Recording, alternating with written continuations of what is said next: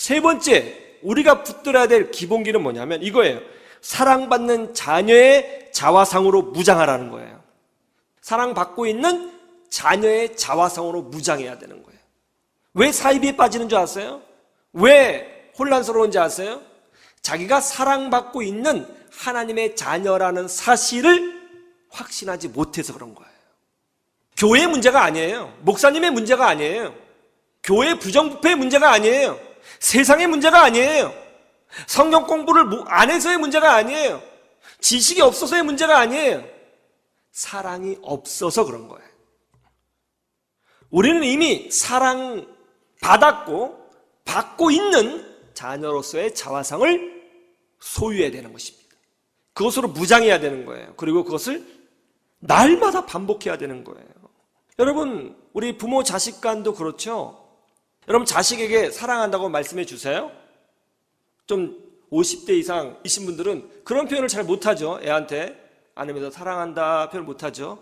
그냥 무심하게 아빠 사랑해 이렇게 많이 하시죠.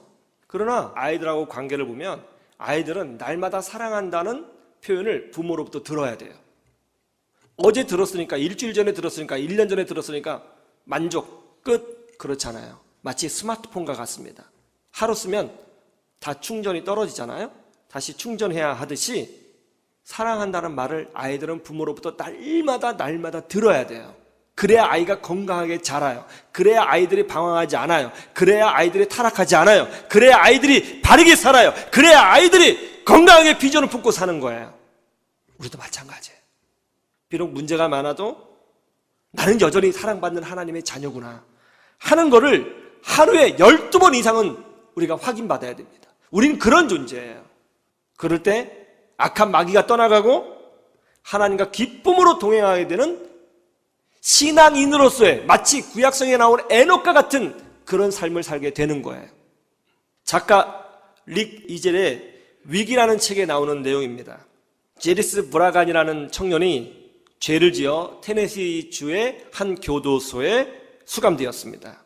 교도소는 간수들의 관리하에 있긴 했지만 그래도 그 안에는 은밀하게 폭력이 있었고 조직이 있었고 세력이 있었고 서열이 있었어요. 그런데 그 교도소 안에는 유독 왜소해 보이는 2명의 청년이 있었습니다. 놀랍게도 말이죠. 이 왜소해 보이는 2명의 청년을 이 교도소 안에 있는 그 어떤 사람도 건드리지 않는다는 거였어요. 이 사실이 궁금했던 제리스가 다른 죄수들에게 물었습니다. 아니, 왜 저기 있는 조그만 청년들은 아무도 건드리지 않죠? 그러자 한 죄수가 이렇게 이야기를 해줬어요. 쟤네들 아무도 못 건드려. 아, 왜요? 저기 봐봐. 쟤네들 옆에 덩치 큰 사람 있지? 발뚝에 문신한 사람 말이야. 예, 쟤네들 아빠야. 지 아들 보호하겠다고 밖에서 의도적으로 사고쳐서 담당 판사에게 한청해가지고 이 교도소로 들어왔더라고. 그렇게 얘기를 해주는 거예요. 아들들은 6년형을 받았고 아버지는 3년형을 받았답니다. 이 아버지는 아들보다 몇 년 더 일찍 교도소를 나갔습니다. 그러나 그 이후에도 여전히 이 왜소한 2 형제를 건드는 사람은 한 명도 없었습니다. 왜냐하면 교도소 안에 있는 모든 사람들이 이 2 형제가 자기 아버지로부터 얼마나 극진한 사랑을 받고 있는지를 다 알고 있었기 때문에 함부로 건드리지 못했던 거예요. 아이들이 죄를 지어 교도소에 들어갔습니다.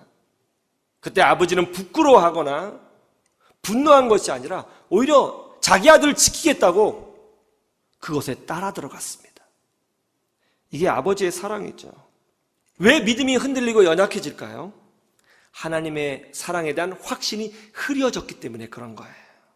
우리에게는 주님의 사랑 고백이 필요해요. 그래서 하나님께서 성경 중앙에 사랑의 고백인 아가서를 기록해 놓으신 거예요. 성경 딱 중앙에 아가서가 있잖아요. 그래야 우리 영혼이 건강해지는 거예요. 믿음 생활은 믿음, 소망, 사랑이에요.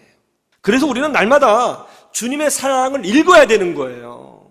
이 치열한 세상 속에서, 이 각박한 세상 속에서, 이 사막 같은 세상 속에서 영적인 부요를 누리고 세상을 이기기 위해서는 주님의 사랑은 날마다 읽어야 되는 거예요. 확인해야 되는 거예요. 그리고 묵상해야 됩니다. 그리고 설교를 통해서 반복적으로 확인받고 들어야 되는 거예요. 왜냐하면 우리 영혼이 그것을 필요로 하고 있기 때문에 그런 것입니다. 코로나 시대입니다. 영적 위기의 시대이죠. 기본기가 강한 사람은 살아남아 승리하게 될 것이고 기본기가 약한 사람은 흔들리게 될 것입니다. 기본기는 완성이 아니라 반복하는 것입니다. 우리가 반복해야 될 기본기가 뭐라고요? 나는 사랑받고 있는 주의 자녀이며 아무도 나를 주의 손에서 빼앗을 수가 없다라고 하는 진리인 것입니다. 이것을 마음속으로 반복하시기를 바랍니다. 기도할 때에도, 실수했을 때에도, 분노했을 때에도, 외로울 때라도, 상처받았을 때에도 이 기본 진리를 반복하셔야 돼요.